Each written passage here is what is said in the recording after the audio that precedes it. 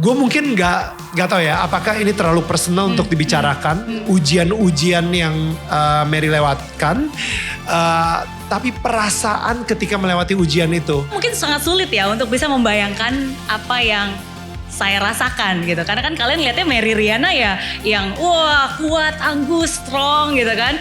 Dan menurut saya ujiannya yang Tuhan ingin ngetes ke saya itu adalah attachment. I think he really wants to test me on my attachment. Artinya apa tuh?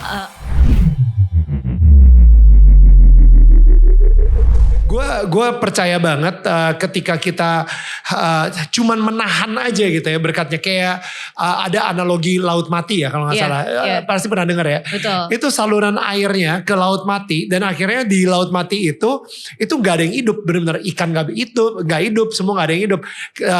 Gak ada tumbuh-tumbuhan di sekitar lautan tersebut. Jadi benar-benar ya mati aja. Karena dia benar-benar nahan terus gitu. Betul. Semua there is no flow gitu. Betul. Sedangkan ada sebuah laut lagi atau river lagi di sebelahnya itu yang benar-benar menyalurkan semuanya sehingga salurannya itu pun juga membuat ada banyak burung-burung yang terbang di daerah situ dan memberikan kehidupan di sekitarnya dan lain-lain. So I think kita pasti dengar lah cerita-cerita bahwa ketika orang pelit atau tamak gitu ya dia nggak bahagia gitu. Dia karena dia benar-benar sebisa mungkin bertahan sama kekayaannya yang nggak akan pernah dibawa ke akhirat anyway gitu. So but anyway Thank you. Oke, jadi saya terlahir Katolik. Papa mama dan keluarga semua Katolik dan dari kecil pun dibaptis Katolik gitu. Tapi saya sangat bersyukur bahwa sampai hari ini gitu ketika saya menganut ajaran Katolik di sini saya sangat menghargai begitu banyak tradisi atau ritual atau cara-cara untuk saya bisa lebih dekat dan mengenal dan punya hubungan yang lebih personal dengan Tuhan saya. Nah, jadi tapi apa yang saya sharingkan di sini apapun agama kalian gitu, saya yakin Tuhan yang sama universal pasti pengen punya hubungan dengan kita semua. Amin. Gitu. Amin. Dan pada saat itu saya juga bersyukur bahwa di usia saya 20 tahunan, berarti kalau gitu 23 tahun yang lalu, untuk pertama kalinya saya mengenal lebih jauh yang namanya Holy Spirit. Jadi waktu itu hidup ulang kembali gitu ya. Lahir baru. Lahir baru gitu. Can you tell me what happened 23 tahun yang lalu ketika disentuh sama Roh Kudus gitu misalnya? Oke. Kilas balik dikit ya. Dikit. Jadi pada saat waktu itu tahun 98 saya harus ke Singapura jauh dari orang tua membawa saya mencari Tuhan gitu. Dan dengan saya mencari Tuhan sebenarnya saya jadi sadar bahwa Tuhan itu bukan hanya Allah Bapa yang Maha Kuasa yang besar di surga gitu kan. Yang surga di mana ya jauh di atas pokoknya gitu kan. Tapi Tuhan itu sebenarnya is real presence yang bisa jadi teman ngobrol, yang bisa diajak bicara, Tuhan yang hidup gitu. Yang hidup sampai hari ini gitu kan, yang bisa diajak berkomunikasi gitu. Dan dari situlah akhirnya saya mulai mencari tahu tentang agama saya. Karena dulu saya adalah orang yang beragama, tapi saya tidak terlalu mengenal secara pribadi siapa Tuhan saya gitu. Saya cuma tahu ya udah harus seperti ini, kalau doa ini gitu kan dan seterusnya gitu. So it was semua lebih terstruktur lah ya kan. Tapi kan sebenarnya hubungan yang baik itu bukan hubungan yang terstruktur ya kan, tapi hubungan yang jujur gitu. Yang jujur artinya kalau memang kamu lagi sedih ya kamu bisa curhat kok gitu kan. Memang struktur itu ada gunanya karena kan membuat kita jadi tertata, tapi sekali lagi ya yang lebih jujur gitu ya. Ya kalau sedih kalau misalnya lagi happy ya happy gitu kan, yang bisa diajak conversation. Nah jadi di situ akhirnya saya mengenal lebih jauh lagi dengan Tuhan saya. Dan karena pada satu waktu itu saya juga punya banyak banget teman-teman dari Kristen gitu. Akhirnya saya mulai terekspos untuk tahu lebih banyak tentang karismatik. Nah dari situ. Nah tapi akhirnya saya lebih mengetahui bahwa ternyata di Katolik yang saya yakini pun juga ada karismatik gitu kan. Akhirnya udah saya lebih mendalami dan disitulah akhirnya untuk pertama kalinya saya bisa lebih mengenal lahir kembali Roh Kudus gitu kan. Dan dari situ akhirnya I feel like I was full of fire. Wow. Ya. Jadi setiap hari jadi kayak ngobrol, jadi praise and worship gitu. Walaupun waktu itu masih eksternal ya, belum ada di kampus kan. Itu masih event yang eksternal dan setiap minggu kita ke sana. Tapi saya ngerasa kayak setiap minggu gak cukup nih, pokoknya pengen setiap hari gitu kan. Wow. Dan akhirnya ya udah kita kumpul-kumpul sendiri. Ya kita ngumpul-ngumpul aja gitu untuk nyanyi-nyanyi, kita berdoa gitu. Jadi waktu itu saya biasanya jadi worship leadernya, Alfa waktu itu jadi messengernya gitu kan. Yang khotbah. Yang bawain message gitu. Terus yang ngumpul-ngumpul aja dan seterusnya. Jadi itu terus berlanjut. Sampai jadi pada saat itu saya ngerasa seperti hubungan manusia. Saat itu saya merasa seperti kayak baru nikah, masih lagi honeymoon gitu kan, lagi kayak wow gitu kan, semua diceritain, masih on fire gitu, masih sangat close, masih ada manja-manjanya, masih romantis-romantisnya gitu kan, and it lasted for like 2 years around there gitu kan. Nah tapi sama dengan hubungan, menurut saya hubungan itu ya sama seperti orang nikah ya. Pasti cintanya masih ada gitu kan, tapi rasa sparknya berbeda gitu. Karena ketika orang itu menikah, bukan hanya jatuh cinta lagi kan, tapi kan bangun cinta. Dan cinta itu bagi saya untuk dalam pernikahan itu evolve. Jadi bukan lagi cinta yang happy-happy, romantis-romantisan, tapi cinta itu akan berubah menjadi sebuah komitmen. Menjadi sebuah komitmen gitu. Dan menurut saya that's exactly what happened dari sejak waktu itu saya kuliah sampai tahun 2019 waktu itu. Berarti kan sudah hampir 20 tahun. Ya kan saya ngerasa bahwa hubungannya masih ada. Maksudnya I still have my commitment and I think just like I will never leave my husband gitu. He will forever be with me and forever we will be together forever. Betul. Menurut saya sama Tuhan pun juga seperti itu. I will never leave my God gitu kan. He's forever, he will be always there. Cuma ya sama aja kayak orang udah nikah 20 tahunan gitu kan, rasanya kayak kok I just udah gak segreget dulu. Udah gak segreget seperti itu gitu. So I really miss, saya pengen banget meng-create supaya bisa ada honeymoon lagi nih gitu, untuk mereconnect that relationship gitu. Because I really felt that I need him. Dan itulah sebabnya makanya ketika saya ngeliat postnya Daniel tahun 2019 lagi di sana, saya bilang that's it. Saya berkomit, I'll make the time. Untuk pergi ke sebuah konferensi gereja itu, ini. And I'll treat it as my 40th birthday presents at that time. Gitu. Cuma yang tadi Daniel udah bilang, akhirnya kan itu tidak terjadi. Itu rencana saya sebagai manusia. Tapi Tuhan punya rencana yang berbeda. Dan ternyata Tuhan ingin membangun relasi dengan saya juga. Tapi bukan dengan saya pergi sebuah conference yang cuma 7 hari.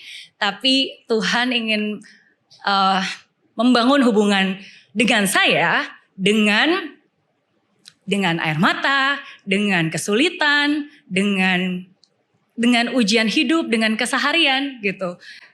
Dan kalau hari ini saya berpikir ulang, sebenarnya ya memang itu sih cara sesungguhnya. Karena bagaimana kita bisa tahu bahwa Tuhan kita adalah Tuhan yang penyembuh kalau kita gak pernah sakit. Gimana kita tahu bahwa Tuhan itu ada Tuhan yang penolong kalau kita gak pernah susah. Ya kan, gimana kita tahu bahwa Tuhan itu Tuhan yang maha besar kalau kita gak pernah merasa kecil gitu kan. Jadi sebenarnya setelah saya lihat balik, ya justru sebenarnya itulah cara Tuhan untuk menunjukkan ke saya bahwa dia itu ada gitu. Walaupun gak mudah ya kan, dan berproses di sana. And I'm very grateful gitu. Saya bersyukur atas prosesnya itu gitu. Jadi dan pada saat itu akhirnya mulai ya berevolve gitu kan. Jadi ketika Tuhan izinkan untuk terjadi banyak hal lah. Maksudnya menurut saya Tuhan untuk membawa saya naik kelas, kayaknya Tuhan ingin menguji hati saya. Kadang-kadang iman kita itu kayak gini ya. Misalnya kita taunya seorang pilot itu jago atau enggak. Bukan dari cara dia mengendarai kapal atau pesawat gitu ya. Tapi bagaimana dia bisa melewati badai dan tetap mengendarai pesawat dan tetap selamat gitu melewati badai tersebut gitu. I think pada saat yang bersamaan itulah ketika iman kita diuji. Makanya gue ngerasa kita setiap hari selalu membangun hubungan sama Tuhan, kita selalu berdoa. Tapi ketika ujian itu datang, disitulah benar-benar kita dites. Iman kita itu sekuat apa sih? Gitu. Apa kita lebih cepat untuk depresi? Apa kita lebih cepat untuk kayak, you know what, forget it. Udah, gue gak mau lagi. Kita udah melipir. Bahkan, sorry Tuhan, gue padahal udah doa mati-matian untuk Tuhan. Tapi ternyata ujian ini tetap datang di gue. Oke Tuhan, you, me, off. Lu, gue, end dulu. Nah tapi sekarang ini Mary pernah, gue mungkin gak tahu ya apakah ini terlalu personal untuk dibicarakan. Ujian-ujian yang Mary lewatkan. Tapi perasaan ketika melewati ujian itu yang pengen gue tahu sih. Okay. I did not expect this, tapi since you ask, mungkin aku akan share, karena mungkin sangat sulit ya untuk bisa membayangkan apa yang saya rasakan gitu. Karena kan kalian lihatnya Mary Riana ya yang wah kuat, tangguh, strong gitu kan. Kalau misalnya ada hal negatif, oke, positive mindset gitu kan, berpikir optimis. Tapi I'm also a human gitu kan. Kita juga melewati banyak hal. Dan menurut saya ujian waktu itu pas lagi di Daniel Mananta 2021, saya sempat bilang, karena saya kemarin sempat nonton lagi ulang podcastnya, saya bilang saya ngerasa bahwa I just felt pas lagi satu udah ada tes, tapi I just felt I think there are even bigger tests gitu yang kayaknya is coming, I don't know why gitu, tapi I'm prepared. Dan ternyata memang benar dan menurut saya ujiannya yang Tuhan ingin ngetes ke saya itu adalah attachment. I think He really wants to test me on my attachment. Artinya apa tuh? Attachment with money, attachment with power, attachment with my fame, attachment with my reputations gitu. Wow. Jadi kalau gitu ketika ini coba ya saya ambil dulu ya. Wow. What will you do? Yeah. How will you feel gitu. Jadi itu sih yang saya ngerasa kayaknya sebenarnya sekarang ketika I look back ya, I think dia pengen ngetes aja. Ini si Mary Riana punya big attachment gak sih dengan apa yang saya kasih ke dia? Sebenarnya attachmentnya dia tuh ke apa yang saya kasih ke dia atau attachmentnya saya ke dianya gitu kan? Iya, so it happens gitu. Jadi ada beberapa hal ya yang itu sebenarnya lumayan tes besar untuk saya. Dan bahkan nih salah satu hal ketika saya sudah mengikhlaskan ketika saya tahu ada certain financial amount itu diambil dengan cara yang tidak baik gitu kan. Saya udah rela ini, saya udah bilang oke lah ya udah nggak apa-apa Tuhan, saya ikhlas. The moment saya bilang saya ikhlas, nggak nyampe 24 jam, tiba-tiba saya baru tahu bahwa ternyata yang sesungguhnya uangnya hilang itu 10 kali lipat dari apa yang sudah saya ikhlaskan. Bayangkan, saya tulis di diary saya, Tuhan bercanda ya, kamu tuh bercanda. Kenapa? Dia kayak dia pengen saya bilang, oke ya Tuhan saya ikhlas gitu. Dia pengen saya bilang ikhlas dulu, abis itu baru dikasih tau, Bam sebenarnya ini loh yang sebenarnya diambil dari kamu. And then I was like, right. Kalau tahu kayak gitu gue nggak bakal ikhlas sih Tuhan. Kalau kayak gitu kan. mungkin aku pikir-pikir dulu gitu kan. Tapi ya hal-hal seperti itu yang menjadi ujian, menjadi ujian gitu kan. Jadi tapi I'm glad that in every test He give me enough grace for me to go through it. Gue ngerasa kayak di sini nih di episode kali ini nih bukan mimpi $1 juta tapi ujian $1 juta gitu kan. Ujian $1 juta. Oke. Back to yang tadi Daniel minta, because you ask, you will receive it. Jadi aku akan baca. Ini kedua kalinya saya baca. In and share it to public. Wow. The first time I share it was last week in one of the church gitu. Nggak pernah plan untuk sharing di sini, tapi ya since you ask, hopefully ini buku yang sama yang lu bawa ketika datang ke Daniel tentang kamu tahun 2021. Yes, karena ini this is my journal. Jadi dari sejak pas lagi pandemi itu, saya ngerasa bahwa I have to start journaling again. Jadi saya mulai menuliskan semua pengalaman, pemikiran, perasaan, lessons, everything. Pokoknya journaling aja gitu. So, ini di bulan Mei tahun 2021. Saya tulis ini, I wrote it in English, tapi nanti aku bakal translate dikit. This morning, I wake up and cried again. I don't want to cry, I don't want to worry. Jadi pagi ini saya bangun dan saya tiba-tiba nangis lagi aja gitu. Padahal saya tahu saya gak mau nangis, saya tahu saya gak mau khawatir gitu. I fight hard to overcome this feeling of anxiety and fear. I know I must, I can, and I will. But I just don't know why this feeling keep coming back gitu. Jadi saya bilang saya tahu saya harusnya saya lawan gitu kan. Dan bukan hanya saya lawan gitu, saya tahu saya harusnya gak boleh khawatir, saya gak boleh takut gitu kan. Saya tahu saya harus, saya akan, dan sebenarnya saya bisa gitu untuk melakukan hal itu. Tapi kenapa ya tetap aja gitu, saya gak mau nangis tetap aja nangis gitu kan. And I hate this feeling. And Lord, you know my heart, please take this burden out of me. I trust you and I believe you. And I just want to do everything according to your will and have peace in my heart gitu. Jadi saya bilang cuma engkau yang tahu isi hati aku gitu. Jadi karena Tuhan kan kamu tahu hatiku kan. Ini kan beban berat, tolong dong angkat beban ini gitu. Kenapa kamu gak angkat gitu kan. Padahal kan sebenarnya saya percaya sama kamu. I trust you, I believe you. Dan sebenarnya saya mau kan juga melakukan semua hal yang memang sesuai dengan yang kamu mau kan. Dan memiliki damai itu di hati saya gitu. Tapi why is it so difficult? And it's sickening and sad to feel this way. Feeling unconnected gitu. Maybe if I cry it out until it finish, all the toxic will come out and be replaced by your love. Gitu. Jadi saya bilang, ya udah deh kalau saya nggak bisa berhenti nangis dan kalau Tuhan nggak mau menghentikan saya untuk mengeluarkan air mata, setidaknya tolong ya udah saya akan nangis sebanyak-banyaknya sampai semua air mata ini keluar dan dia akan keluar membawa semua racun-racun, semua hal negatif. Ya udah, saya akan nangis sebanyak-banyaknya sehingga semua racunnya keluar. Jadi dia yang akan datang gitu and replace me with your love cintanya. Gitu. So help me Mother Mary, help me Father. Jadi itu yang saya tulis 2 years ago. Jadi have I feel sad? Of course, I'm just human.